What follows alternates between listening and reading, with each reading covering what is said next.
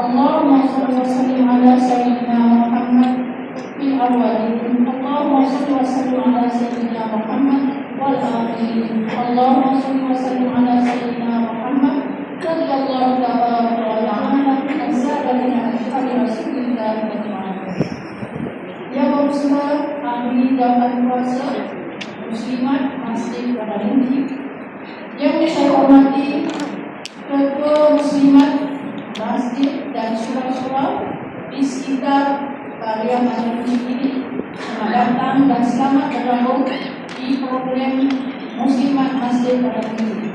Seterusnya saya juga mengalahkan kehadiran ahli Muslimat jemaah yang di luar kawasan Karya Pada Rinci. Selamat datang dan selamat hadir ke majlis kita pada hari ini untuk kita bersama-sama mengikuti kuliah yang akan disampaikan oleh Ustazah yang kita undang pada hari ini. Teristimewa sekali saya mengadukan kehadiran yang berbahagia Ustazah Puspada binti Muhammad Rasul, penceramah yang kita undang untuk hadir ke majlis kita pada pagi ini. Rasa gembira, rasa Ustazah pertama kali kami di masjid ini. Alhamdulillah, kita hari ini dapat bertemu secara live bersama Ustazah di bulan Ramadan Barakah ini. Mudah-mudahan apa yang disampaikan nanti baik-baik amanat pengajaran kita akan bawa pula sebagai untuk ingatan perjalanan hidup kita menghargai Ramadan yang masih panjang ini. Ustazah sekalian, kita kenali zaman kita dulu Ustazah berbesar dengan dakwah-dakwahnya sejak dahulu. Generasi kita mengenali Ustazah sebabnya bersama kumpulan Ustazah Syarifah Malayati, Ustazah Masita, Ustazah Nur Ayah, itulah dalam itulah bersamanya Ustazah berdakwah memalakkan menyampaikan ilmu agama kepada masyarakat. Dan hari ini kita lihat Ustazah macam 20 tahun yang lalu orang ilmu agama makanya yang Allah Tuhan sangat terjerat kita tengok. Kalau kita lihat daripada 20 tahun yang lalu begini dan sekarang pun begini. Kecil mulai berketampilan. Alhamdulillah hari ini syukur saya masa berhadapan Ustazah ini kecil sangat itu hasilnya. Baiklah, hari ini apa yang kita rancang dapat kita laksanakan. Dan hadirnya Ustazah hari ini sebagai satu mungkin petanda untuk kita meneruskan mencintai masjid dan mencintai ilmu-ilmu agama. Dan saya yakin apa yang dikatakan nanti akan dibawa pulang sebagai oleh-oleh kenangan indah. Baiklah, tuan-tuan sekalian, sebelum saya serahkan kepada Ustazah, saya baca sedikit biodata Ustazah Puspada.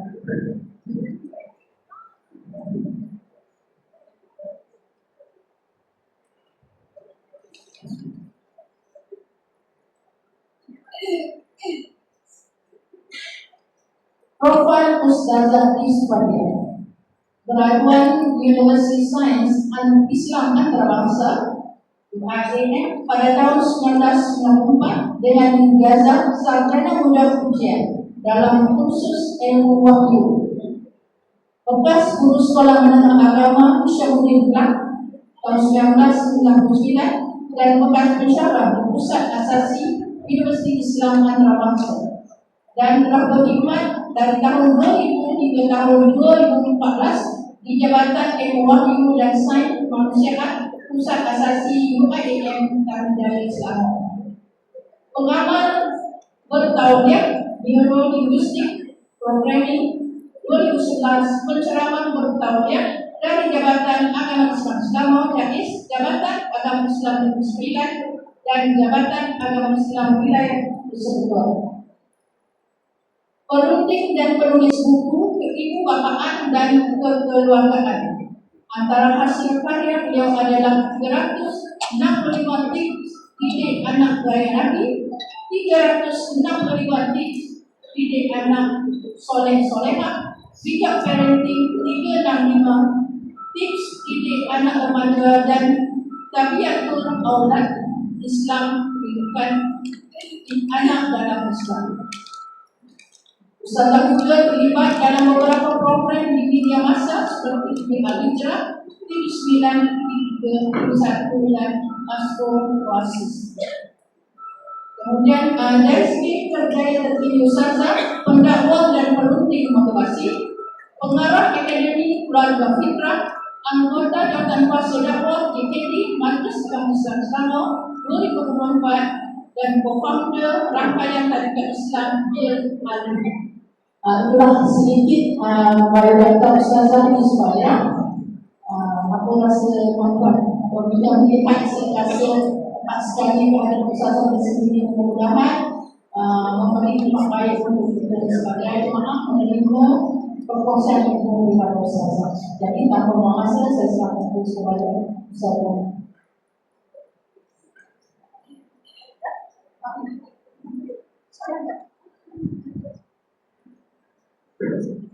Bismillah. Assalamualaikum warahmatullahi wabarakatuh. Terima kasih kepada Cikgu Hajar. InsyaAllah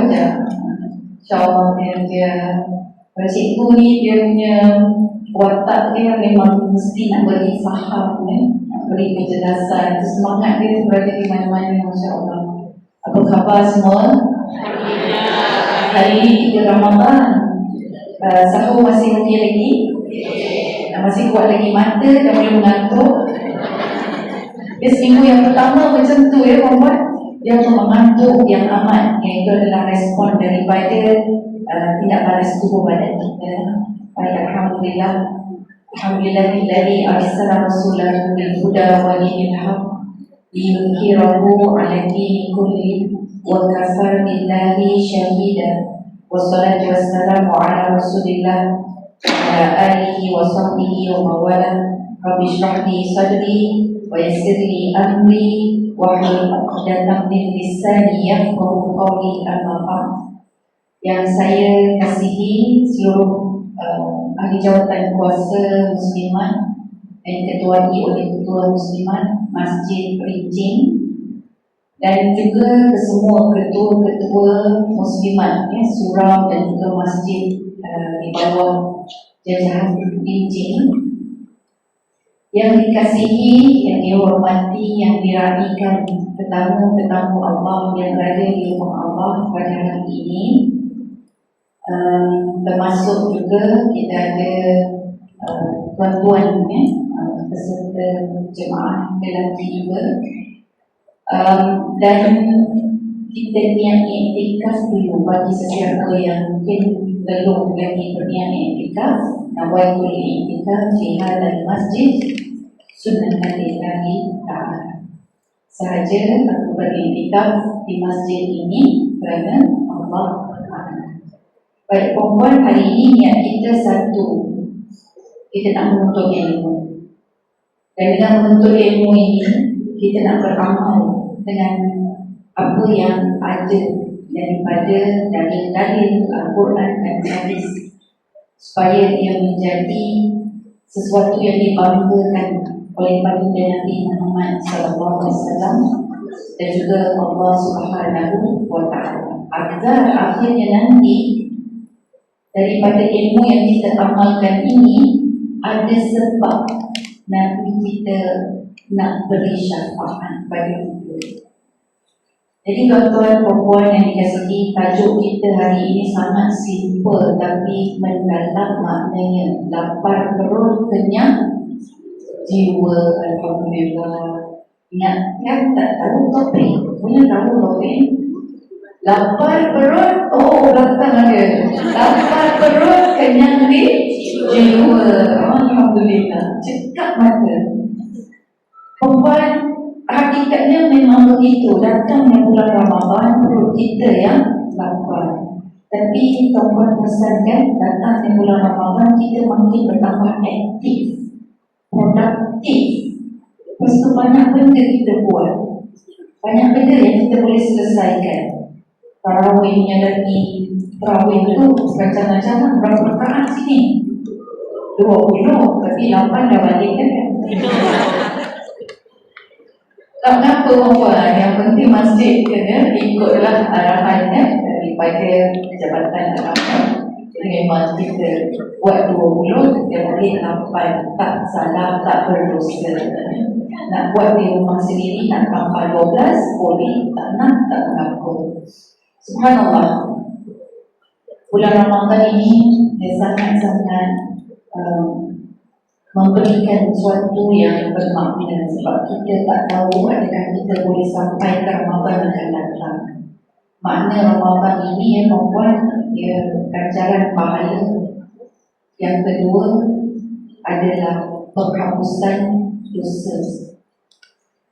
Ganjaran pahala, penghapusan dosa. Yang ketiga adalah membangunkan takwa. Ini 3 matlamat puasa. Ganjaran pahala kita dalam bulan Ramadan ini digandakan ke 10 biasanya. Tapi tengok keadaan, Allah akan gandakan sampai 70 ke 700. Jadi kalau RM1 yang kita dermakan pada hari biasa, masuk bulan Ramadan, dia tukar nilainya. Dia jadi RM10, walaupun RM1 yang sama, atau RM70 atau ke RM700. Dia bergantung kepada niat, bergantung kepada keikhlasan kita. Itu satu part. Amalan-amalan kita pun sama buat. Yang sunnah dapat ganjaran wajib. Sebab tu para ulama salafus saleh dia bermati-matian berdoa nak sampai bulan Ramadan, tak nak miss Ramadan. Sebab waktu itu amalan kita biasa, ganjaran dia buat biasa. Jadi dinanti-nantikan kehadirannya. Dan bukan itu saja, dapat je puas Lailatul Qadar. Sembahyang kita, katalah dapat sembahyang malam Lailatul Qadar, ibarat kita sembahyang setiap malam selama 83 tahun. Sedangkan kita tak tahu kita boleh hidup atau tidak lagi untuk 83 tahun. Siapa yang rasa insyaAllah saya 83 tahun akan datang, saya masih kekal di dunia ini? Angkat tangan. Tak berani kan? Sebab mati itu arranging tau. Mati betul, bila mati anytime, para ulama salafus saleh ini dia merebut, mengejar Lailatul Qadar. Kita doa sikit untuk dapat Lailatul Qadar. Boleh ikut saya. Allahumma barik lana fi Ramadan wa ballighna wa razaqna Lailatul Qadar wa ballighna wa razaqna Lailatul Qadar wa ballighna wa razaqna Lailatul Qadar. Baik, maksudnya ya Allah berilah keberkatan kepada kami bulan Ramadan dan sampaikan kami serta rezekikan kepada kami Lailatul Qadar. Amin ya Rabbal Alamin. Jadi sebab tu ganjaran bulan Ramadan ini adalah bulan ganjaran. Allah akan bantu lebih-lebih sampai berlipat kali ganda. Tapi ada satu ibadah yang Allah rahsiakan ganjarannya. Apa ibadah itu? Puasa. Dan bila orang yang berpuasa ini, Nabi SAW menyatakan bahawa Allah berkata, Fa'ana ajiz bi, aku je yang akan memberikan jaza ataupun ganjaran pada aku je. Jadi puasa kita ni yang kita tinggalkan solat, tinggalkan makan, tinggalkan minum, tinggalkan hubungan intim, itu dapat ganjaran special, rahsia, surprise daripada Allah Subhanahu Wa Taala. Kenapa ya? Kenapa Sebab bila kita berpuasa, kita sedang menunjukkan kepada Allah kita hamba Allah semata-mata. Macam mana boleh jadi macam tu? Sebab makan minum yang selalu kita makan minum tu, hubungan intim suami isteri asalnya halal. Tapi dalam bulan Ramadan, Allah buat satu arahan yang pelik. Allah mengharamkan yang halal waktu siang. Allah haramkan yang halal sebab Allah nak buktikan kita ini semua adalah hamba Allah, bukan hamba makan, hamba minum, bukan hamba syahwat. Di saat kita nakkan makanan tu, kita dah biasa makan dah 300 berapa hari, 330 hari kita biasa makan. Dan tak nak Ramadan, siang pula tak boleh makan. 300 kali selalu makan. Tiba-tiba kita tinggalkan makanan. Bila ditanya, kita akan cakap, aku puasa. Apa puasa tu? Menahan lapar, menahan diri daripada minum, menahan diri daripada syahwat, daripada kalimat insan. Jadi maksudnya, apabila benda halal kita haramkan. Sebab apa? Allah yang haramkan. Jadi kita hanya patuh pada siapa? Allah. Kita bukan hamba pada perut, kita bukan hamba pada syahwat. Sebab tu Allah sangat berbangga kepada orang-orang beriman yang berusaha benar-benar nak jadi hamba Allah. Membuat mengasihi dan jadi hamba Allah ni bukan mudah. Tulis mudah. Sesuatu selepas ni seribu. Siapa yang siapa? Ingatkan Bapak Kak Salimah dia tengok dia hamba Allah. Dan belum tentu kita yang perasan tulis hamba Allah kita boleh jadi hamba Allah. Belum tentu. Sebab kalau nak jadi hamba Allah, dia kena ikut Rasulullah. Sebab itu dalam surah Mi'raj, di mana Allah Subhanahu Wa Taala dia terangkan surah Isra. Subhanalladzi asra bi 'abdihi laylan. Maha suci Allah yang menjalankan hamba-Nya. Siapa hamba-Nya itu? Nabi Muhammad SAW. Jadi itu bukan jalan-jalan hamba Allah, bukan jalan-jalan status dan darjat. Hamba Allah ini setinggi-tinggi darjat. Jadi kalau kita hanya tulis hamba Allah, kita pandang sepi benda tu, rugi kita, hati kita kosong. Sedangkan hamba Allah ini satu pangkat yang sangat luar biasa yang Allah anugerahkan kepada mereka yang telah diuji terlebih. Baik, kita ni perempuan, Allah bagi kita ada paling tidak 4 elemen. 4 elemen. Manusia dia ada 4 elemen. Dan tanggungjawab kita memberi makan kepada 4 elemen ini.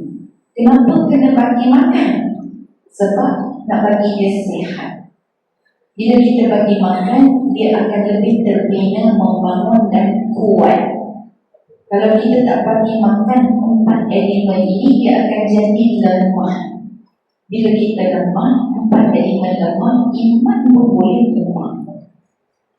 Itu yang boleh jadi sampai bunuh-membunuh. Kan yang baru-baru ni kisah di Kuantan tu menyayang hati perempuan sampai sekarang.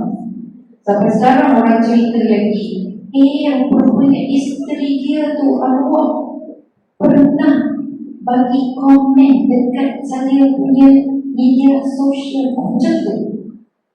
Rupanya dia ada bagi tahu, doakanlah saya dapat anak lelaki sebab 2 anak dia perempuan. Jadi kawan-kawan yang tak kenal kerana media sosial boleh jadi kenal. Jadi kita ini ada 4 elemen. 4 elemen tak jaga, dia akan jadi sengit sebelah. 4 elemen ni macam 4 ekor kucing. Kalau tak nak bagi 4 bini, Sebab kita tak ada pengalaman kan. Dia macam keempat anak lah. Empat anak ni kita kan kena didik dengan adil. Betul tak? Adil dia. Kalau anak yang pertama tak boleh minum susu, kita takkan bagi minum susu. Anak kedua suka pula susu, kita bagi dia minum susu. Tapi takkan bagi pada anak yang pertama.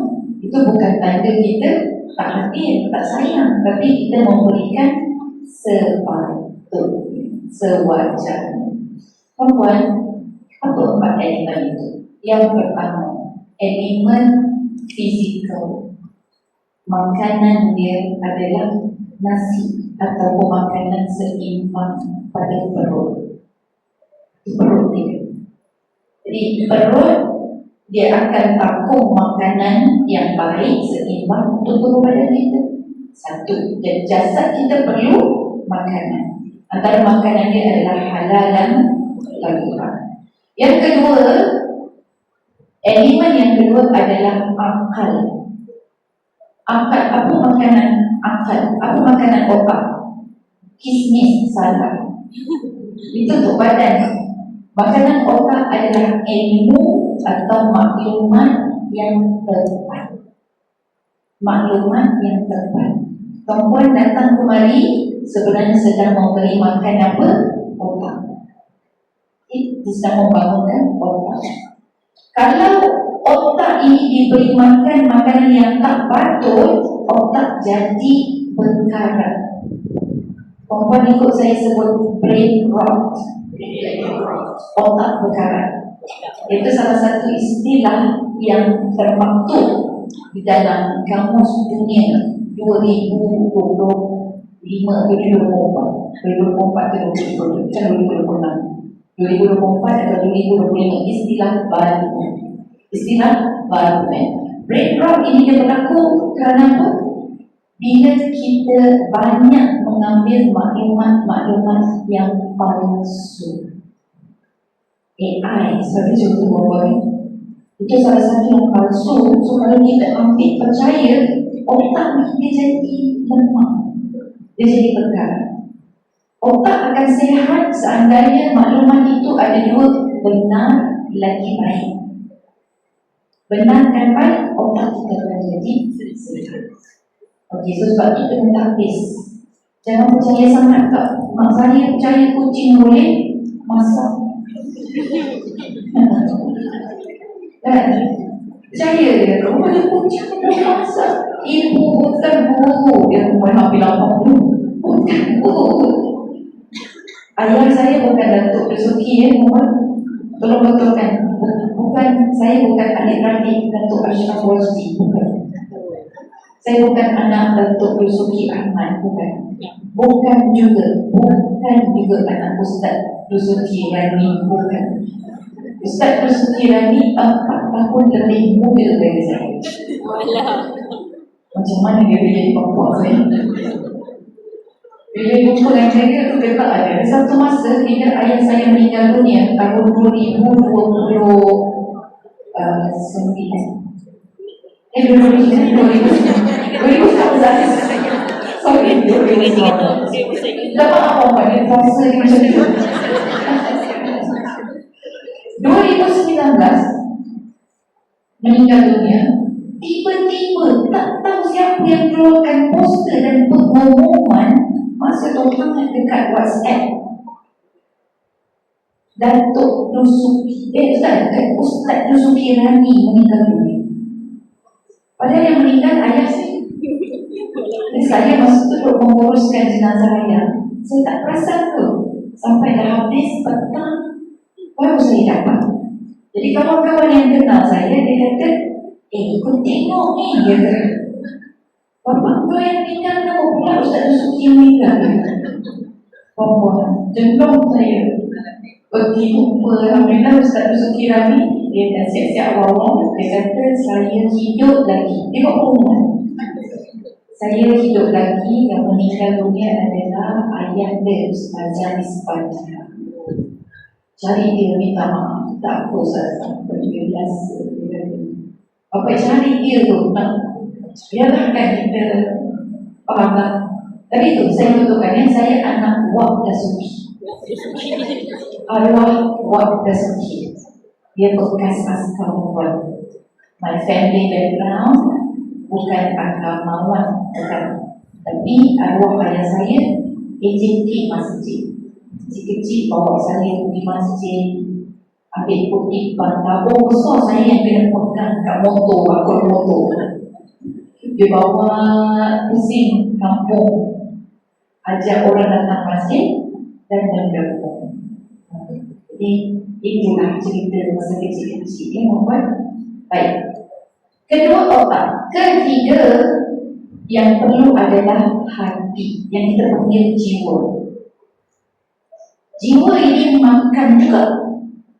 Makanan jiwa adalah apa jua yang mendekatkan diri kepada Allah.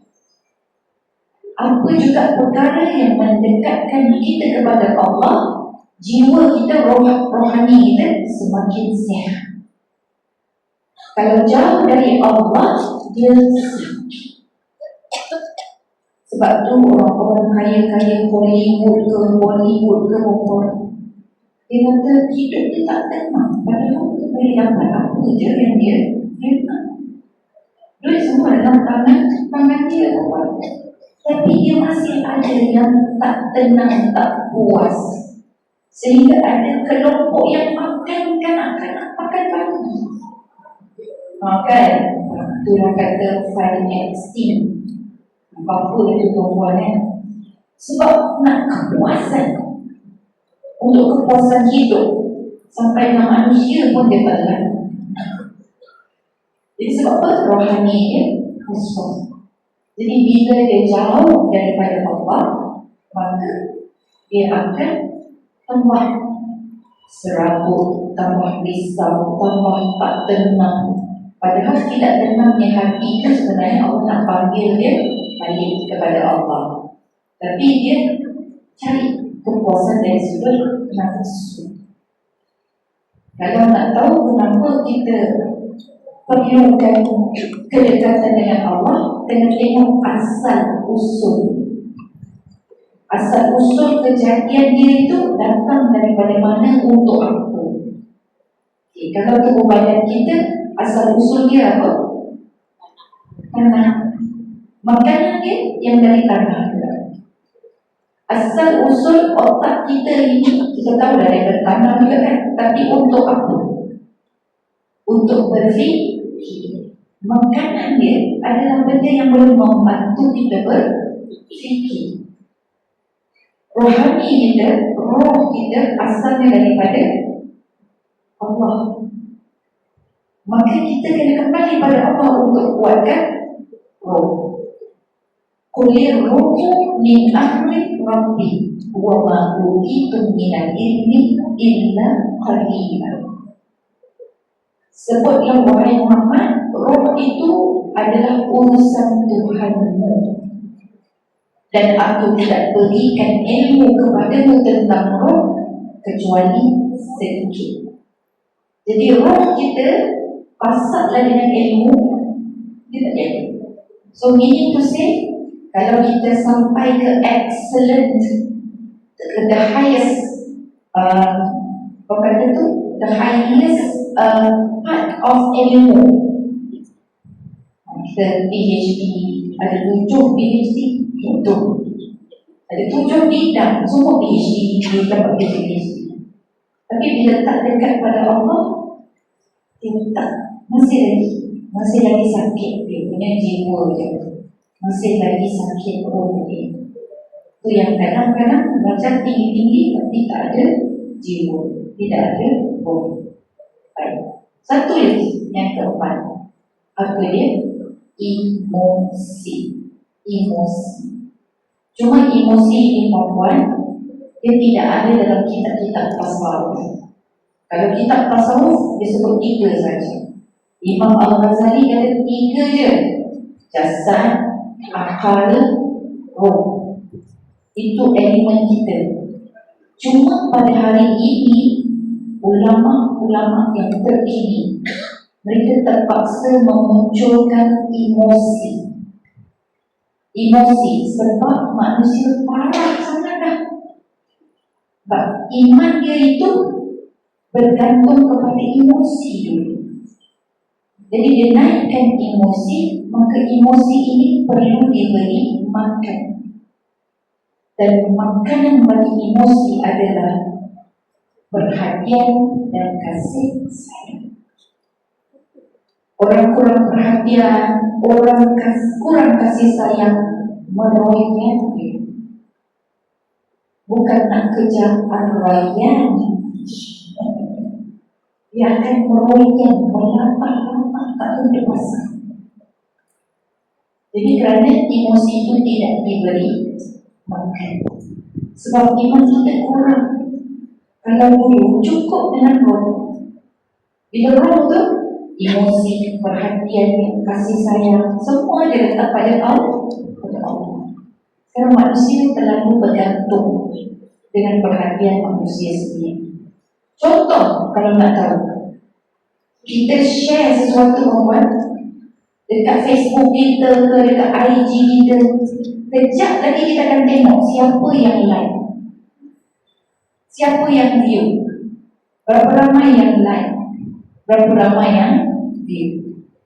Itu ketandusan emosi. Emosi itu tandusan emosi. Jadi kita ini sudah dipisahkan, dicarikan atau dikoyak rohaninya pergi kepada emosi. So fokus kita emosi lebih, bukan kepada rohani. Sedangkan emosi itu hanya cuplikan saja. Tapi saya terpaksa sebut sebab kita takut tertinggal. Tertinggal beri perhatian dan kasih sayang kepada anak-anak kita. Tertinggal beri perhatian dan kasih sayang kepada pasangan kita. Tertinggal beri perhatian dan kasih sayang kepada cucu-cucu kita. Sampai ada cucu ke sini angkat tangan. Sama lah kita. Buat tertinggal perhatian dan kasih sayang kepada diri sendiri. Jadi bila kita tertinggal yang itu, susah nak dapat rohani. Walaupun rohani itu dekat dengan Allah, tapi tak boleh rasa. Tak boleh rasa. Dia dekat dengan Allah. Saya sembahyang Zazah, saya sembahyang, saya puasa sunat, saya bangun malam Zazah, tapi saya masih berbiasa kosong. Sebab dia tak dapat perhatian dan kasih sayang. Perhatian dan kasih sayang itu daripada manusia ke? Tak semestinya.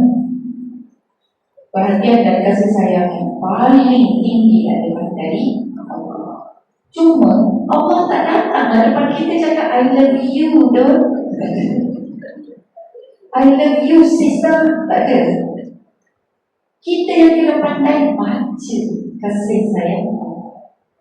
So ramai daripada kita buta untuk membaca kasih sayang Allah. Dan kalau kita celik, insya-Allah saya ambil jumpa dengan seorang muda, baru ada satu orang anak, umur dia hampir 30 tahun, anak muda kita. Baru ada seorang anak, dia ni budak pandai. Jadi bila saya jumpa dengan dia, saya kata awak punya result semua bagus. Lepas kahwin tak kerja, dia tanya. Tak ada Zazah. Saya memang nak jaga anak saya juga. Suami okey, gaji okey. Jadi orang tua tanya contoh kan. Suami okey, gaji okey. Kita kalau ikutkan gaji dia dengan suami dia dulu lebih kurang. Tapi dia berhenti sebab apa? Sebab dia nak pilih satu syurga dia. Banyak syurga dia, tapi dia nak pilih satu syurga, iaitu suami dia. Lepas tu, tapi dia pandai mana duit dia sendiri, dia pandai, dia buat pelaporan. Saya jumpa dengan dia tentang pengurusan keuangan. Dia buat pelaporan di Wahid, dia apa semua tu lah. Tapi dia belajar lah benda-benda perempuan. Sebab nasihat yang saya dapat daripada dia, anak muda ni, Zazah kalau Zazah tak tahu pelaporan, tak payah lapor. Siapa dia kena belajar dulu dia.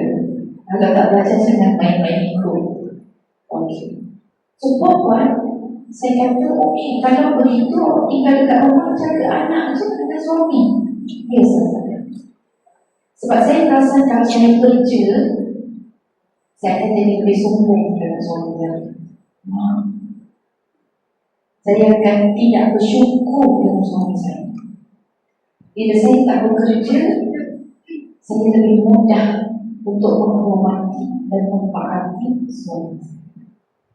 Budak ini memang luar biasa. Ini tanda jiwa kenyang. Dia jiwa ni rohani plus emosi. Emosi dia kenyang sebab dia tahu cara nak dapat kasih sayang Allah. Macam mana dapat kasih sayang Allah tu? Allah suruh kita taat dan hormat pada suami. Dia buang kerja dia supaya dia boleh jatuh untuk taat dan hormat pada suami.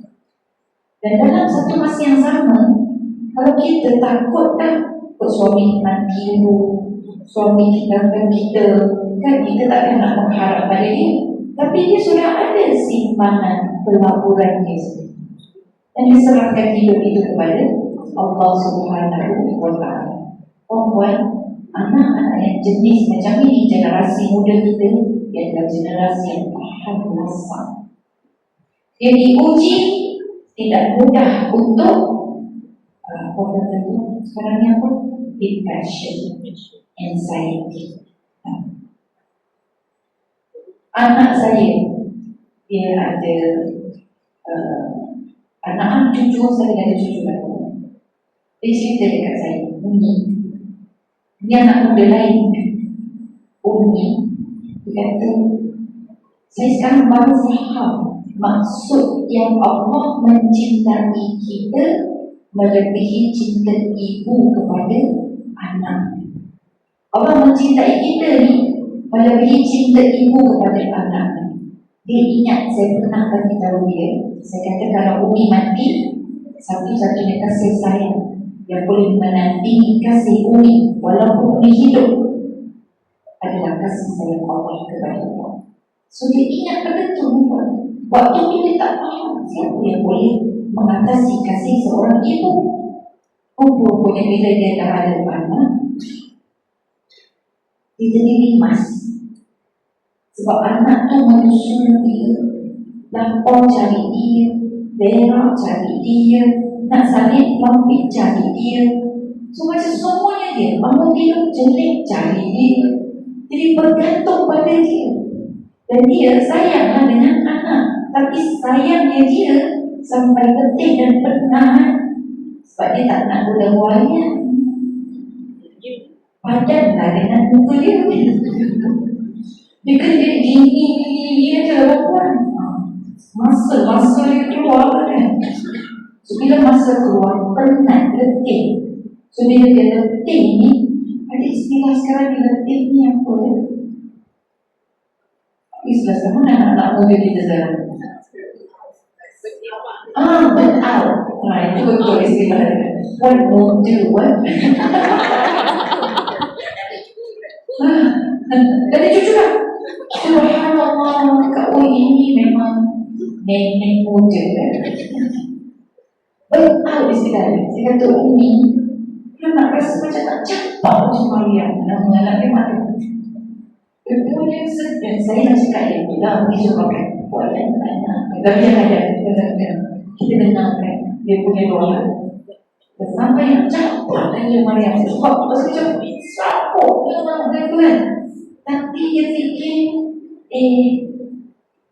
kasih sayang Allah melebihi kasih seorang ibu.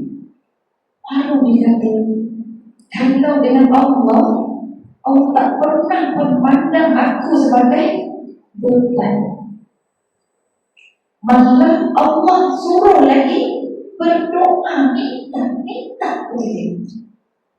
Udu'uni astajibah. Doa aku akan kabulkan. Tak dunia dan akhirat. Kalau tidak akhirat, ditukar pula dengan sesuatu yang lebih baik.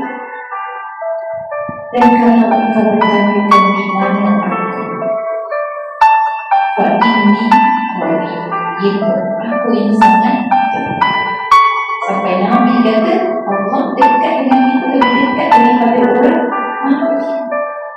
Orang ini kita Allah dekat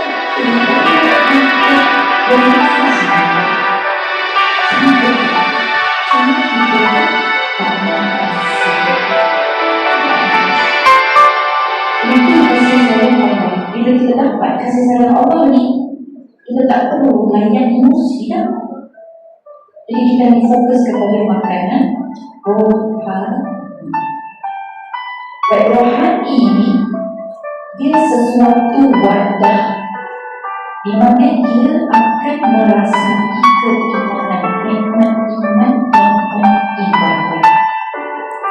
Sebab tu ada satu dialog antara anak muda ni dia kerja hampir masjid. Masjid ni dia cari masjid mana kan. So setiap hari sampai ke satu masjid di mana satu set tarawih itu satu tidak lakukan satu rakaat satu juzuk. Satu rakaat satu juzuk sangat panjang, tapi dia buat panjang. Satu rakaat satu juzuk, nah dia dapat juzuk kan? Satu rakaat satu juzuk. Jadi kalau dapat dia dapat juzuk. Jadi pemula ni dia dah bersama orang yang masuk lagi dia. Jadi dia nampak juzuk berhenti. Di sana di sini ikut sunnah Nabi ni yang sampai tengah malam sembahyang. Tapi memang sikit lah satu baris saja. Perempuan dia jumpa dengan seorang pakcik. Jadi cakap dengan pakcik, setiap malam macam ni ke? Ya, setiap malam macam ni. Dia dah habis juzuk sampai kan? Masya Allah, mana tu tuan-tuan? Yang sedang ini di Indonesia. Perempuan di Indonesia. Dia cakap, pakcik, boleh tahan 8 hari. Dia cakap, sembahyang dengan iman. Jangan sembahyang kalau sembahyang pakai tenaga, confirm benar. Kalau sembahyang dengan iman ni, dia nanti syok. Jadi sembahyang boleh pakai apa? Pakai tenaga, pakai otak, begitu. Bila pakai iman tu, nanti kericuan dan tenang ayat-ayat Al-Quran. Dapat juzuk seorang tidak cukup sembahyang. Subhanallah. Jadi itu yang dilalui oleh perjalanan rohani. Itu adalah sebelum kesalahan jiwa. Jiwa itu kombinasi dua, inovasi dan apa yang perlu dimakan ataupun makanan-makanan rohani ataupun jiwa kita. Dengan kata lain, 4 elemen ini tadi adalah assignment dari Allah. Kita yang kena bagi makan. Dasar makanan yang halal dan thayyibah, wajib cari rezeki yang halal. Wajib pilih makanan yang thayyibah. Sebab tak semestinya makanan yang halal itu thayyib, makanan yang thayyib itu halal. Kan? Apa contoh makanan itu halal tapi tak thayyib? Contoh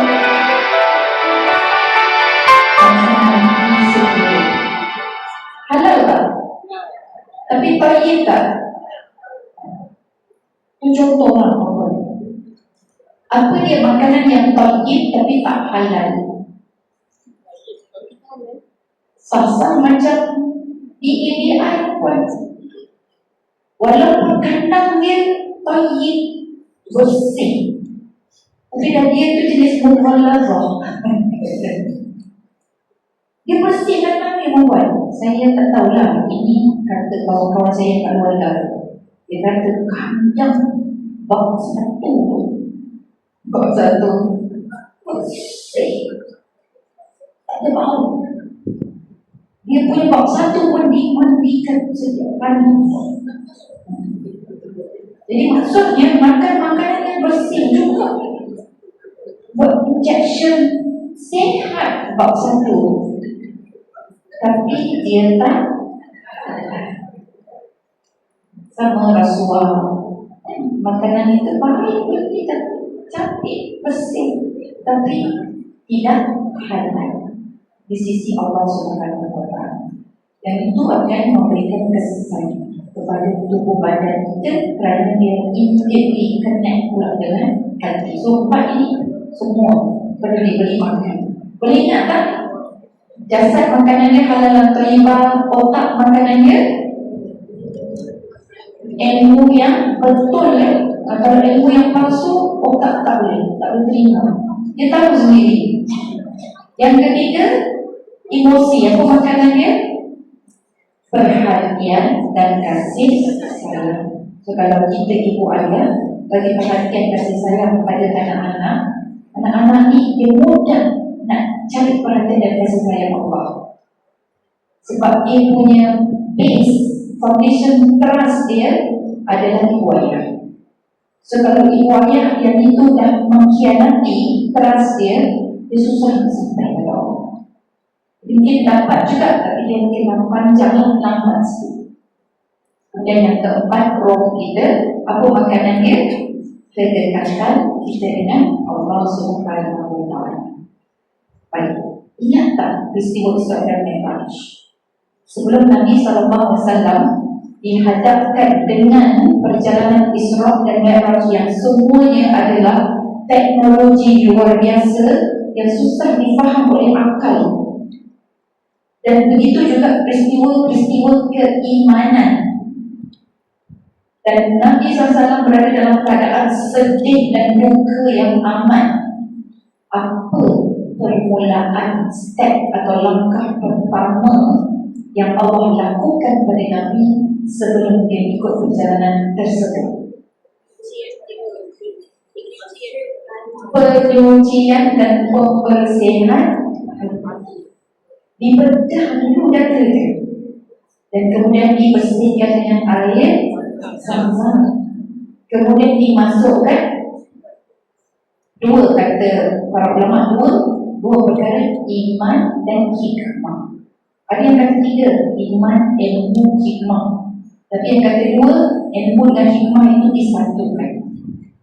Iman masuk, hikmah masuk. So hikmah ni kebijaksanaan dan juga bagaimana kita boleh adjust iman kita dengan problem semasa. Hikmah, macam mana kita nak solve the problem, itu adalah hikmah. Tuan-tuan, bukan waktu Isra Mi'raj je, sebelum Nabi menjadi Rasul, tadi dia juga dibelah.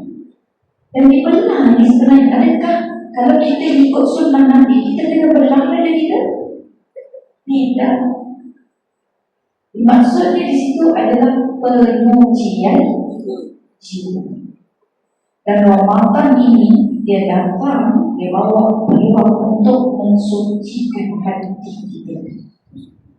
Marilah kita bersama-sama menganggap Ramadan ini bulan operation hati. Kita kena sucikan dengan air Zam-Zam. Itu kiasan je, kiasan. Memang berlaku pada Nabi, tetapi pada umat Nabi Muhammad nak bagi tahu kita kena sering kali mensucikan dan membersihkan hati kita.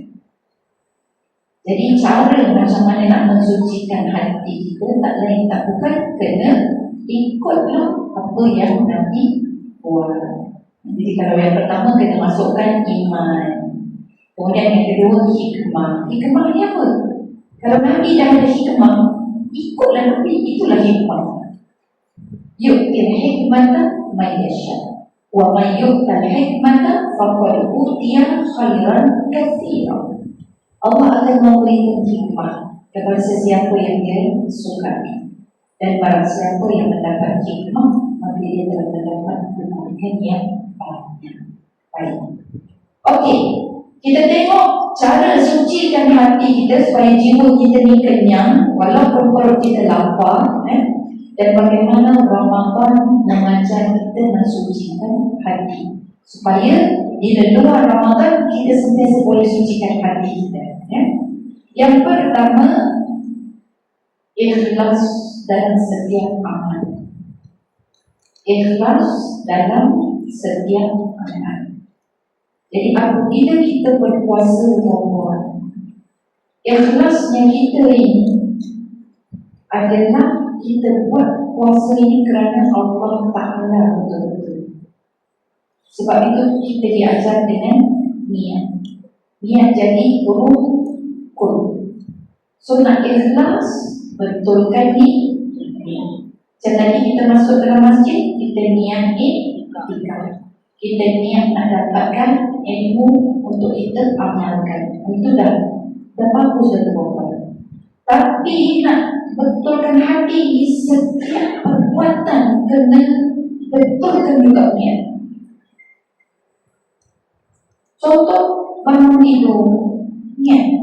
Masuk toilet, niat. Pandang cermin, niat. Naik kereta, niat. Masak, niat. So betulkan niat. Aku buat ini untuk 4 kali, betulkan niat. Sidai kain masukkan, betulkan niat. Memasuk ikan tu pun betulkan niat. Jadi bila kita susun ikan pun nampak cantik, betulkan niat. Gosok baju, betulkan niat kita. Wujudkan niat. Bila wujudkan niat, innamal a'malu binniyat. Setiap amalan itu tergantung pada niat. Dan nak jadikan kita punya amalan yang biasa itu ibadah, salah satu syaratnya adalah dengan niat. Kalau tak niat, dia jadi adat. Dia bukan ibadah, dia jadi adat. Adat itu apa? Adat. Adat kebiasaan. Dia jadi adat. Kalau niat hantar masuk ke toilet je. Ya Allah, dah nak baca doa dia kan. Bila kita masuk ni, nak buang air apa semua, nak pastikan kita sihat. Buang air perut kita sihat. Dia lain perempuan. Nak cerita pasal niat ni, perempuan boleh bagi saya 2 jam saya cerita pasal niat. Pengalaman tentang niat. Kita letak, saya belajar NLP lagi kan, Neuro Linguistic Programming perempuan. Diorang tak tahu berkenaan dengan intention niat ni. Dia tak tahu. Tapi dia kata fokus. What you focus, you will get. You focus apa, you akan dapat. Islam dah ajar apa banyak niat. Dan pengalaman saya bawa anak-anak saya perempuan, sebelum pergi haji tahun 2006, saya bawa anak-anak saya pergi ke Cameron Highland 2006, 20 tahun yang lampau. Dia orang kecil-kecil, tak nikah perempuan. Masa tu saya masih lagi pengajaran URA. Saya pergi dengan tim URA, trip URA. Saya bawa ke Cameron Highland. Di Cameron Highland berjumpa pula dengan kawan kita. Dia pun bercuti kat situ. So sebelum naik Cameron Highland tu, naik jalan tu, saya cakap anak-anak saya, kita niat. Kita niat nak melihat kebesaran Allah dan mensyukuri atas kebesaran Allah. Kita juga nak melihat talent, otak, akal yang diberi oleh Allah kepada manusia sehingga dia boleh keluarkan teknologi-teknologi yang tertentu. Punya perempuan pagi tu kita pun gambling je, dapat walking content kan, belum kan, tapi dapat. Bila dapat tu tapi tak dapat banyak. Satu anak beranak, satu bilik perempuan, memang kena kran. 4 orang anak semua duduk, sebab dia tak ada lagi, satu bilik je. Jadi pagi tu Allah ilhamkan kami bagi untuk terus nafas pergi ke tempat yang paling tinggi. Jadi kita pergi dapat atas dulu. Sebelum perempuan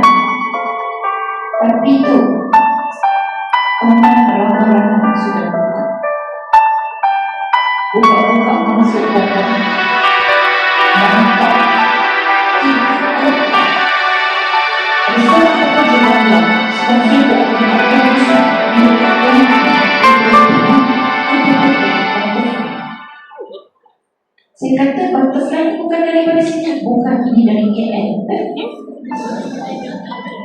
Rupanya daripada tangan ramai-ramai KL. Dia berjalan juga dengan kami. Kita yang tak tahu rupanya lori di bawah. Ramai-ramai orang.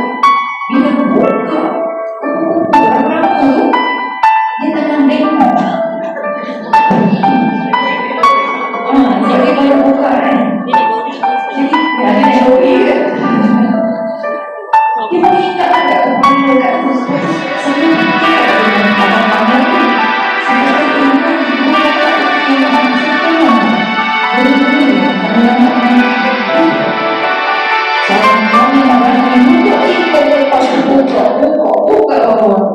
buka berterbangan hingga dekat kepala, dekat tangan. Semua selfie bergambar dengan butterfly. Subhanallah, punya banyak anak saya punya excited melompat-lompat sampai ada yang syahid.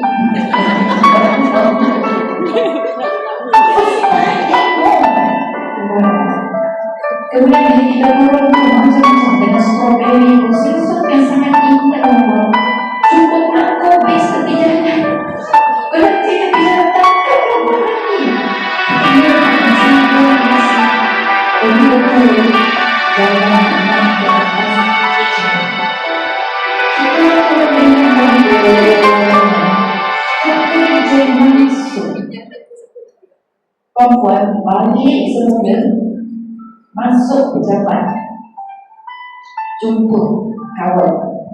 Saya excited ni nak cerita, kita dapat jumpa macam-macam kan. Sebenarnya saya kata, macam mana hari tu? Bagaimana hari? Menyesal ni. Kesalahan saya tak cerita perempuan je. Betul, menyesal ni. Saya kata, pergi tak ke taman raya? Pergi kosong.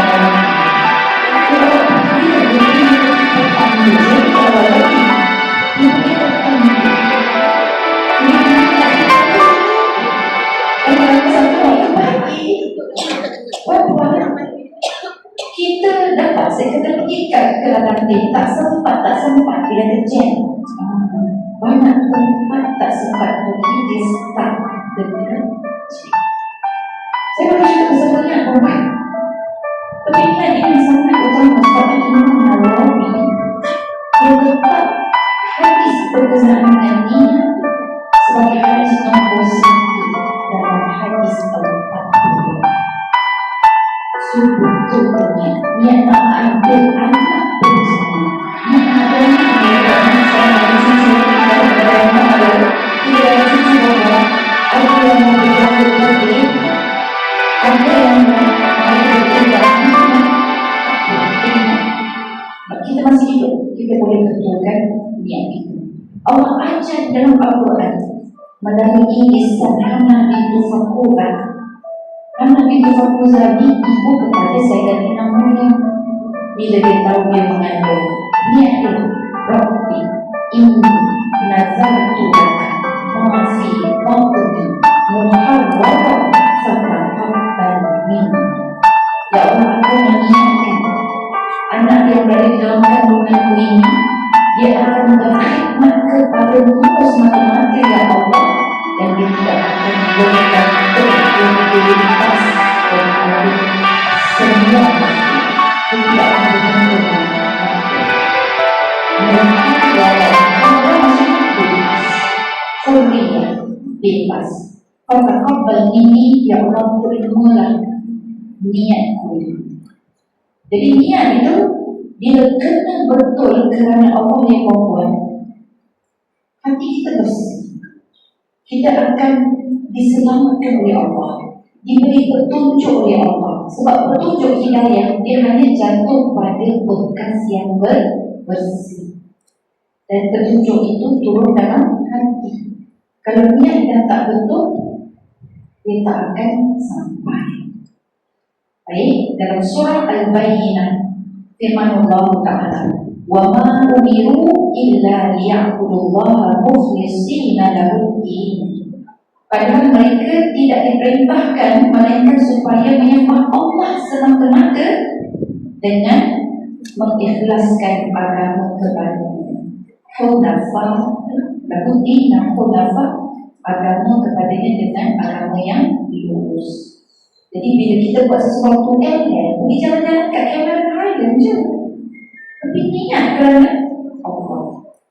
Pergi mandi dekat swimming pool je, tapi niat kerana Allah. Masa menyelam tu teringat, oh ini antara skill yang bagus sangat yang Nabi ajar. Mesti ada kebaikan dia. Walaupun aku tak tahu dia baik apa, ya Allah, aku menyelam saja kerana pernah dengar itu baik, tapi tak tahu nak sebut kebaikan dia apa. Makan, niat, minum, niat, oh luar biasa. Hidup kita jadi manis dan indah. Dan sebab itu dengan niat ini juga Nabi betulkan seorang sahabat yang berhijrah dari Mekah ke Madinah bukan kerana Allah dan Rasul, tapi kerana seorang wanita. Wanita cantik. Lepas tu dia tolak semua pinangan. Dia dah masuk Islam. Tiba-tiba dia berhijrah. Lelaki ini rasa hidup dia kosong. Tak ada tempat lagi hidup dia dekat Mekah. Dia nak ikut wanita ini yang bernama Ummu Qais. Ummu Qais. Jadi dia ikut pergi berhijrah kerana Ummu Qais. So lelaki itu kemudian yang dikenali sebagai hijrah Ummu Qais. Muhajir Ummu Qais. Dia yang berhijrah kerana mengejar perempuan bernama Ummu Qais. Pernah dengar kan cerita tu? Nabi teguh dengan hadis innamal a'malu binniyat wa innamal likulli imri'in ma nawa. Faman kanat hijratuhu ila Allah wa rasulihi fa hijratuhu ila Allah wa rasulihi. Faman kanat hijratuhu lid-dunya aw imra'atin yankihuha fa hijratuhu ila ma hajara ilaihi. Maksudnya apa? Seseorang itu nanti kata niat amal dia tu ikut niat dia. Dan kalaulah niat dia berhijrah kerana Allah dan Rasulnya, dia akan dapat Allah dan Rasul. Tapi kalau dia berhijrah kerana dunia dan kerana wanita yang dia ingin nikahinya, maka hijrahnya itu, amalan dia itu ikut pada apa yang dia niatkan. So dapat Allah apa? Dia dapat. Tiba-tiba katalah dia dapat kahwin, kita bawa ke hari ini. Katalah seseorang itu dia berkahwin kerana suami dia. Contohnya, suami dia handsome, suami dia pandai, suami dia kacak, suami dia comel, suami dia apa-apa lagi tu. Dia nak kahwin. Dia dah kahwin, memang niat dia, hidup dia adalah untuk suami dia. Tiba-tiba suami dia mengkhianati dia. Stres tak perempuan? Stres tak perempuan? Stres. That is because of why. Sebab apa? Niat tak. Tapi kalau kita kahwin kerana Allah, perempuan, dia mengkhianati kita, kita kata apa? Oh Tuhan. Tak adalah sebegitu. Kan ini semua kerana Allah. Awak pilih Allah, awak nak memang kecil hati, sakit hati, siapa kata sakit hati, tapi tidaklah sampai nazak jiwa kita, sampai dah tak betul. Tak ada. Kita akan relax saja. Saya banyak dengar kes-kes isteri yang suaminya itu menduakan. Tak maaf kan, saya cerita benda-benda ni. Ada isteri yang simpan benda tu, keluarga dia sendiri tak tahu, orang-orang aman perumahan dia tak tahu. Semua orang masih menghormati suami dia, tapi dia je yang tak boleh. Dia je yang tak boleh menghormati suami.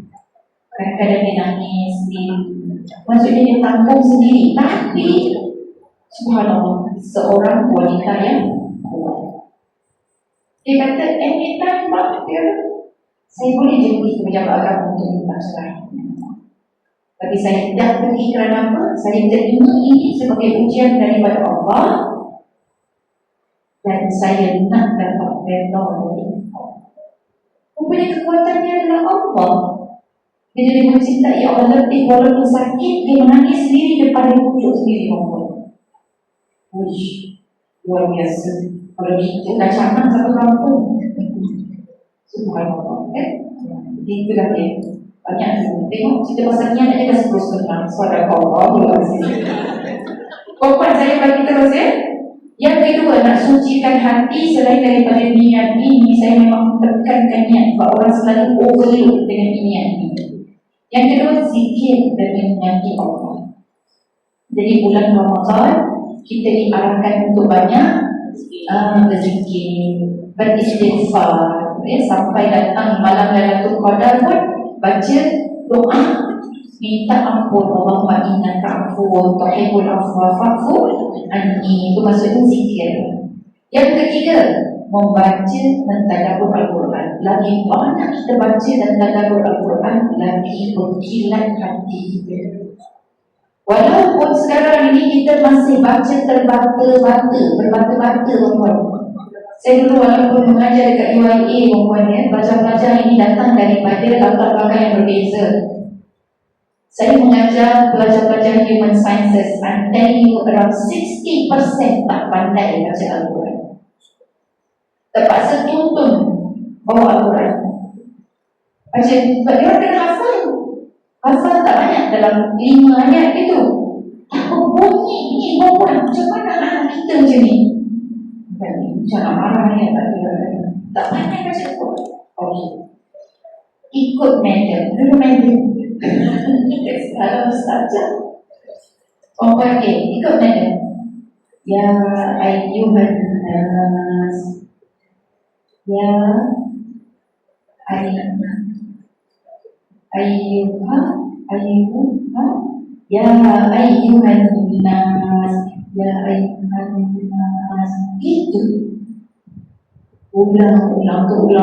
Ada susah boleh tak saya tak baca yang bahasa Arab, saya nak baca yang bunyi. Maaflah saya. Maka dia boleh tahan 20%. Maka perlu 100%. 20% tu untuk hafalkan. Jadi kalau dia datang dia tak hafal, kosong. Tapi saya baik main balik.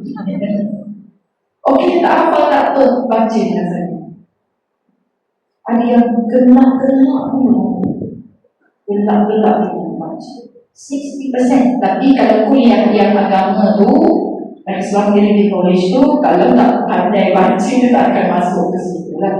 Semua tu 100% boleh membaca Al-Quran. Yang ini yang saya sebut human sciences. Dan yang English punya course yang saya mengajar, yang pernah saya mengajar, dia juga belajar engineering. Yang itu dia tak boleh. Architecture student itu pun tak boleh membaca Al-Quran. Anak kita, saya balik baru-baru ni, balik rumah mak saya cek anak saudara saya. Dia tampak tingkatan 5 baca Al-Quran. Baca Al-Quran malam ni. Kena smash banyak. Sebab saya pun baca Al-Quran, saya start daripada ayah saya perempuan, kemudian kita mencari sendiri. Tapi bestnya di UIA ni memang ada kelas-kelas Al-Quran. So kita boleh kata lancarkan nanti cari guru kan yang ada, kalau boleh guru yang bersanad. Yang bersanad tu dia bacaan dia sangat bagus. Tapi kalau tak ada, perempuan pergi cari Qori. Ni bacaan dia antara bacaan sunat dia paling dekat dengan Rasulullah. Tapi tak ada lampu lah. Dia bacaan-bacaan yang macam mirip Nabi ni, dia tidak ada lagu. Sekejap, nama dia Qori Syekh Suwaid. Syekh Suwaid, Syekh Aiman Suwaid. Syekh Aiman Suwaid ini Syekh Aiman Suwaid. Dia belajar daripada Syekh dia punya jadulan dia itu dia paling terkenal. Kalau dia ada cari yang Suwaid. Suwaid itu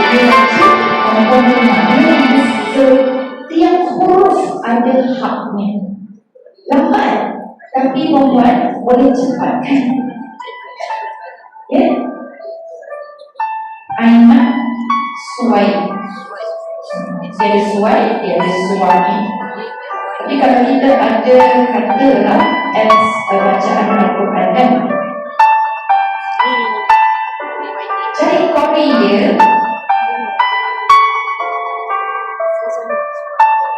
anak betul yang itu.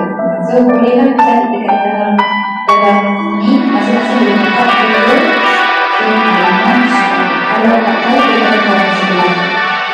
Ini saya sarankan pada mereka dia baca dengan dia sebab tahun diorang lagi memang kurang sikit untuk bacaan Al-Quran. Ya, orang Syria. Dia orang Syria. Dan dia memang sangat-sangat concern dengan hak setiap huruf. Cara sebutan InsyaAllah ya, kita nak baca ikut sebagaimana Nabi. Yang keempat, macam mana nak bersihkan rohani dan jiwa kita kalau baca Al-Quran? Of course lah, Ramadan Syahrul Quran. Yang keempat, taubat dan istighfar. Taubat dan istighfar. Istighfar maksudnya setiap hari 100 kali. Baca je Astaghfirullahaladzim wa atubu ilaih. Itu pun boleh. Nak baca penghulu istighfar lagi boleh. Allahumma anta rabbi la ilaha illa anta khalaqtani wa ana abduka. Sampai habis baca makna sekali. Yang itu nak baca kalau nanti 70 kali, nanti baca setiap hari. So kalau kita nak baca tanpa Ramadan yang paling best 100 kali. Tapi kalau setiap hari itu jangan lupa 10 kali. Nanti kita sambil baik. Itu akan membersihkan hati kita dan Jumat dan yang kelima, menjaga makanan dan sumber rezeki yang halal. Jaga makanan, sumber rezeki yang halal, hati kita bersih. Sebab itu imam siapa yang terlupa bacaan Quran? Imam Syafi'i. Dia terlupa bacaan, mengaku dekat mak dia. Mak dia tanya, apa yang kau makan? Dia kata, apa yang mak bagi? Dia cek. Sebab mak dia sendiri bagi susu kambing. Rupanya kambing dia ada mengangkut makanan di rumah. Bacaan terlupa. Itu proses besok. Jadi nak tunjuk Imam Syafi'i ini dia memang pure jaga makanan. Walaupun dah berapa level dia boleh rasa makanan tak baik masuk dalam hati dia lupa. Korban menjaga makanan dan rezeki halal juga dilatih waktu kita berbuat sampai ada top 3 nak buka puasa bermula dengan runtok. Runtok ini yang kurma segar. Kalau di Malaysia kan terkenal sebagai kurma frozen. Yang itu dia lebih baik kerana kandungan gula kurang. Orang yang ada tapi kalau yang kering, gula dia nampak dan duduk dalam kurma. So kalau yang kita ambil kurma atau tamat, kalau nak ambil tu mungkin boleh rendam gitu. Rendam, lepas tu nanti keluarkan buah kulit dia, baru makan. Seperti yang jadi lembut dan kurang sikit gula dia. Kalau tak ada, minum yang ketiga, air putih. Jadi minum air putih walaupun air bandung dan air cendol dan air selasih ada semua minum air putih gitu. Jadi Islam ajar kita makanan yang betul kan? Okey, yang keenam, menjauhi dosa dan maksiat. Itu juga menyebabkan hati kita bersih. Menjauhi dosa dan maksiat. Bulan Ramadan, kita cakap mencarut pun tak boleh. Kita berbohong lagi tak boleh. Kan? Jadi puasa itu mengajar kita supaya kita menjauhi dosa dan maksiat yang muncul daripada panca indera kita. Yang ketujuh, bersahabat dengan orang-orang yang nakkan kebaikan. Bersahabat, berkawan dengan orang-orang yang nakkan kebaikan. Pandang kiri kanan kita tu semua sahabat-sahabat yang nakkan kebaikan. Jadi sama juga dalam bulan Ramadan. Bulan Ramadan ni dia menghidupkan budaya masjid, budaya majlis ilmu, budaya tadarus. Jadi kita jumpa dengan orang-orang yang baik. Jadi macam mana Ramadan datang tu dia bersihkan hati kita. Yang ke-8, mengingati kematian dan akhirat. Jadi Ramadan ni akan bila kita sentiasa puasa, kita tak makan, tak minum puan-puan, kita akan ingat suatu sakit kita, kan? Kita berjaga-jaga dengan sakit kita. Kita banyak penyakit keluar dalam bulan Ramadan. Sebab itu tanda-tanda nak membersihkan body kita secara fisiologinya atau biologinya, puan. Tapi dalam istilah rohaninya, kita rasa macam aku dah nak mati dah ni. Kita cepat ingat mati. Kemudian yang ke-9, banyakkan doa. So hati nak bersih, kena banyakkan doa. Berdoa kepada Allah. Bulan Ramadan, orang yang berpuasa, doanya mustajab. Antara doa hati yang bersih, Allah ikut saya, ya muqallibal qulub, sabbit qalbi ala dinika wa ta'atika. Amin ya rabbal alamin. Maksudnya, ya muqallibal qulub, wahai Allah yang membolak-balikkan hati, sabbit, letakkan qalbi, hatiku, ala dinika, atas agama selalu, wa ta'atika, dan ketaatan terhadap. So itulah dia 9 perkara yang boleh membersihkan hati kita, menyucikan jiwa kita, dan dia muncul bulan Ramadan. Kita tak rasa kita buat teman-teman. Dan begitulah, perut kita lapar, akhirnya jiwa kita kenyang dengan makanan-makanan yang dihidangkan pada bulan Ramadan. Wallahu a'lam, puan-puan. Itu sajalah kot setakat ni, sebab kita patut habis 10.30. Dan minta maaf ambil masa lebih sikit. Seandainya ada soalan, Cikgu Raja, kita boleh buka soalan kalau ada soalan. Kalau tak ada, alhamdulillah. Ya, Cikgu Raja dah bagi syarat. Ya, silakan kalau ada soalan. Ya, silakan. Soalan pertama. Tadi saya cakap kalau kita buat pahala pada bulan Ramadan ni, maka berganda lah. Ada kalau kita buat dosa juga yang terjadi berganda. Baik, soalan dia, bulan Ramadan ni kalau buat baik, amalan akan digandakan. Tapi kalau buat maksiat, amalan digandakan atau tak? Ada 2 pandangan.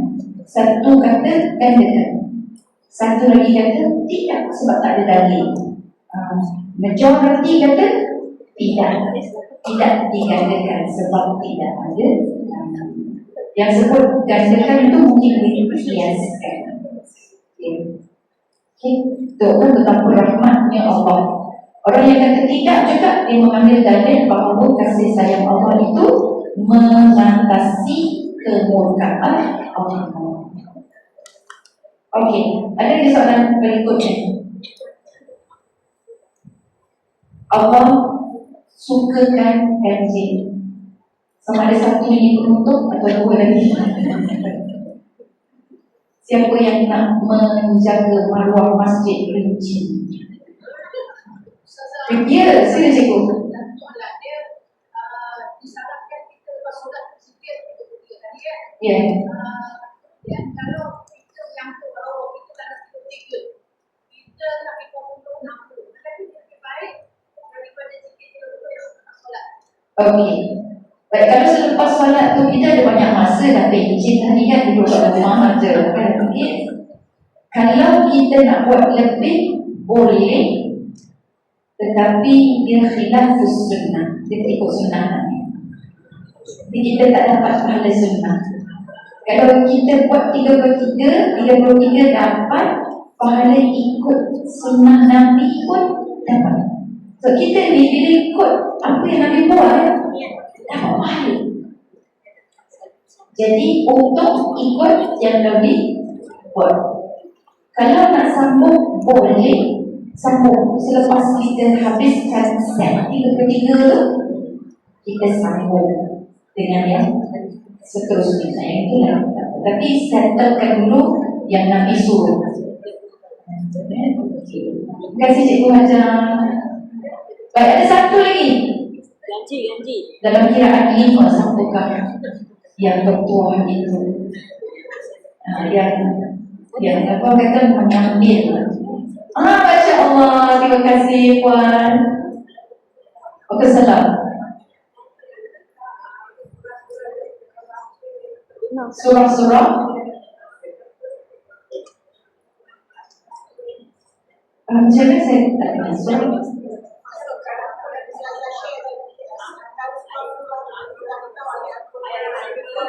Oh, Rasulullah tak ingat dah pula. Dia main keluar je, keluar tadi. Baik, kalau yang pertama, kalau yang pertama surah Al-Baqarah ayat yang ke-5. Yang wa ma umiru illa liya'budullaha mukhlishina lahu-d-din. Kemudian kalau hadis innamal a'malu binniyat, itu hadislah innamal a'malu binniyat.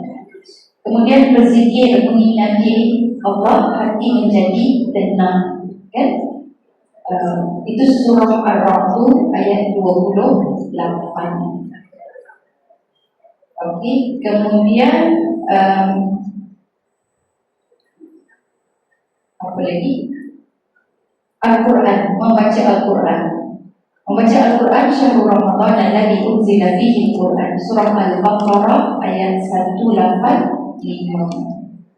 Kemudian taubat dan istighfar, yaitu surah An-Nur ayat 31. Wa tubu ilallahi jami'an ayyuhal mu'minun. Bertaubatlah kamu semua kepada Allah, wahai orang-orang yang beriman. Kemudian kalau nak baca yang niat, Hanafi itu Fakuza, ini nazartu laka ma fi babdi, itu kan? Jadi saya kena cari dulu. Tak siap saya dalam surah Maryam, Rabbi ini nazartu laka ma fi Maryam, surah Imran. Surah Imran ayat yang ke-35. Surah Ali Imran ayat yang ke-35. Qala imra'atu Imran rabbi inni nazartu laka ma fi batni muharraran fataqabbal minni. Kemudian niat yang saya baca tadi, innamal a'malu binniyat, itu hadis nombor 1 dalam hadis 40. Itu cukup saya ingat. Ada lagi tak? Boleh buat? Boleh? Ada lagi satu ya? An-Nur ayat 31. Surah An-Nur ayat 31. Wa tubu ilallahi jami'an ayyuhal mu'minun. Dia berkata ayat. Bertaubatlah kamu semua kepada Allah, wahai orang yang beriman. Okay? Ya, sama-sama kasih banyak. Dan saya rasa setakat itu saja membuat kesimpulannya. Kita dilamparkan oleh Allah dalam bulan Ramadan kerana Allah nak tengok siapakah hamba yang taat pada dia. Sebut makanan yang halal tu diharamkan pun dia ikut juga, dia tak tahu juga. Jangan makan, dia pun tak makan walaupun sebenarnya halal benda tersebut. Jadi kita nak jadi hamba Allah. Once kita menjadi hamba Allah, hati kita, jiwa kita akan kenyang. Rupanya dengan tak layan nafsu, kita akan melayan Allah. Kalau kita tak layan nafsu, tak layan Allah, rugi. Jadi kita tak layan nafsu dan kita ganti dengan Allah. Dan kita nafsu itu dengan Allah. Dan hati kita adalah jiwa Allah. kasih atas kerjasama semua, perhatian yang diberikan. So mudah-mudahan kita dapat malam dan pun dan aku berbagi hadap astagfirullahaladzim warahmatullahi wabarakatuh. Wassalamualaikum warahmatullahi wabarakatuh. Bismillahirrahmanirrahim. Alhamdulillah. Tiada perkataan lain yang lebih baik diucapkan. Pertemuan kita pagi ini sebenarnya sangat-sangat dan sangat menunjukkan dan sangat berjaya saja. Kita berhadapan dengan usaha yang sebenarnya bukan sahaja menunjukkan hasil, namun menunjuk itu. Ada orang bantu, sedikit saya bantu melatih tumbuh melata sayang merubah di pokok jiwa, lapar di perut, kenyang di jiwa. Demikianlah perasaan kuliah kita. Jadi apa yang saya nak sedikit di sini adalah apa yang saya penjelasan kepada kita adalah perkara biasa. Hanya kita dan kadang-kadang terlupa. Yang saya rasa tersentuh sedikit berkaitan dengan ini jadi kita yang merasa mengeluarkan perkembangan Tuhan. Hari kita sampaikan bahawa minat itu yang berkaitan sama ini boleh mengubah rezeki kita, boleh mengubah cara hidup kita. Contoh yang saya bagi tadi memang sangat simpel, tetapi ini menusukkan hati. Jadi mulai besok hari ini bangun saja keluar dari rumah, ya orang akan keluar rumah ini dengan membawa kemudahan urusan. Itu setiap saya kemudian ada masalah lain. Jadi inilah nampak simpel tetapi sebenarnya inilah yang kita sebut tetapi sebenarnya itu adalah nama dari masalah yang ada dalam jadi seperti saya ini terima kasih yang itu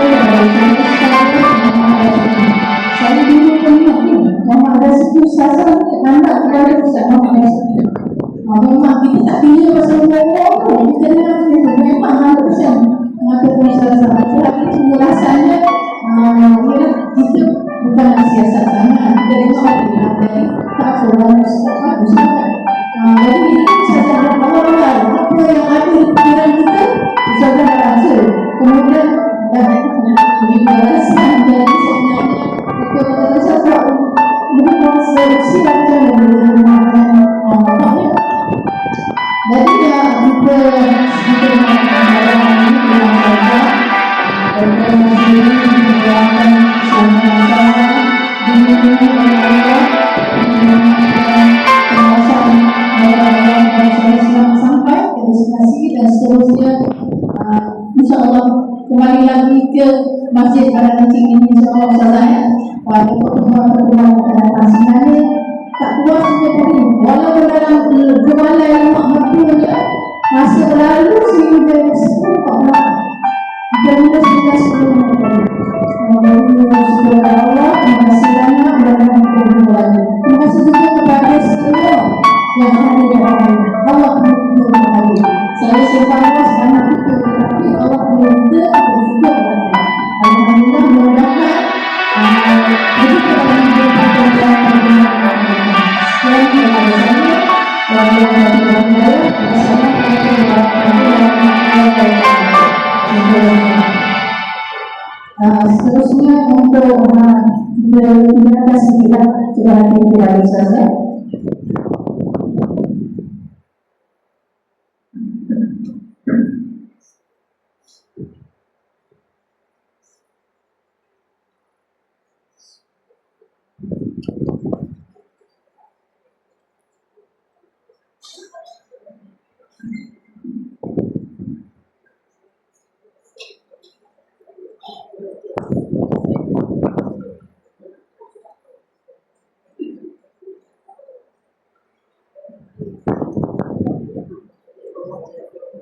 Terima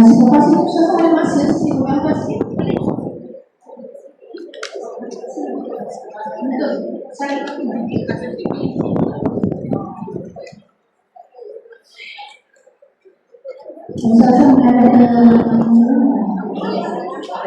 Okey,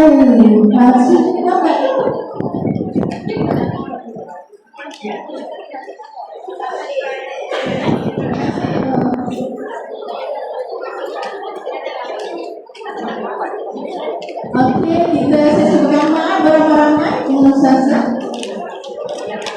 Nanti sudah kita